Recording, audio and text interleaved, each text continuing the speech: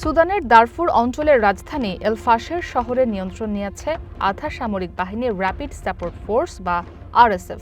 শহরটিতে দীর্ঘ ১৭ মাস অবরোধের পর গত ২৬ অক্টোবর দেশটির সেনাবাহিনীর কাছ থেকে দখলে নেয় তারা। এরপরই আরএসএফ সেখানে ভয়াবহ গণহত্যা চালিয়েছে বলে জানায় সুদান ডক্টর নেটওয়ার্ক। এক প্রতিবেদনে এই তথ্য প্রকাশ করেছে আল জাজিরা। আল জাজিরার তথ্যমতে আরএসএফ এল ফাশের দখলের পরপরই সেখানকার বেসামরিক মানুষজন পালিয়ে যেতে শুরু করে। এ সময় তাদের ওপর গুলি বর্ষণ করে ব্যাপক হত্যাযজ্ঞ চালায় সংগঠনটি, যা প্রকৃত গণহত্যা বলে অভিহিত করেছে চিকিৎসকদের সংগঠন সুদান ডক্টরস নেটওয়ার্ক।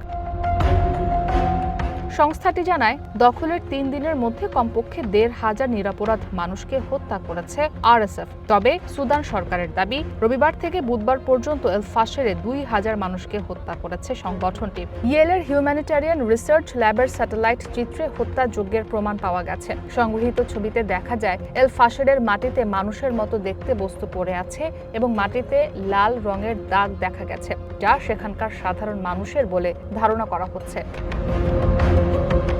এদিকে এল ফাশের দখলের কয়েকদিনের মধ্যেই শহরের প্রধান হাসপাতালে প্রবেশ করে শত শত বেসামরিক নাগরিককে হত্যা করেছে বলে জানায় বিশ্ব স্বাস্থ্য সংস্থা।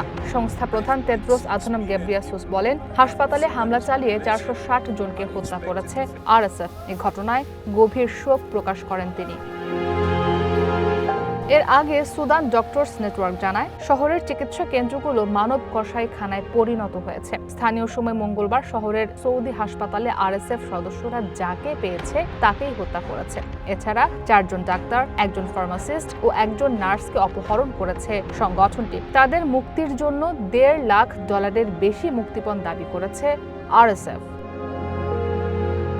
এদিকে এল ফাশের শহরে গণহত্যার তীব্র নিন্দা জানিয়েছে সৌদি আরব, ইজিপ্ট, কাতার, তুর্কি ও জর্ডান। তাৎক্ষণিক যুদ্ধবিরতি সহ মানবিক সহায়তার পথ খুলে দিতে আহ্বান জানিয়েছে দেশগুলো।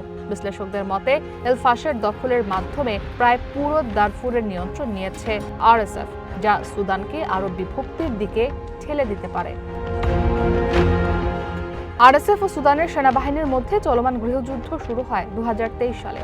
এই সংঘাতে এখন পর্যন্ত নিহত হয়েছেন লাখো মানুষ, বাস্তুচ্যুত ১,২০ লাখের বেশি। গত রবিবার সেনা নিয়ন্ত্রণে থাকা এল ফাশেরও দখলে নেয় সংগঠনটি। সুদানের সাবেক সরকারি কর্মকর্তা আহমেদ ইব্রাহিমের মতে, এই যুদ্ধ কেবল ২ জেনারেলের ক্ষমতার লড়াই নয়, এটি সুদানের সম্পদ দখল ও ভূরাজনৈতিক প্রভাব বিস্তারে বড় একটি ষড়যন্ত্র। ইসরাত মুক্তি, ওয়ান ইন্টারন্যাশনাল ডেস্ক।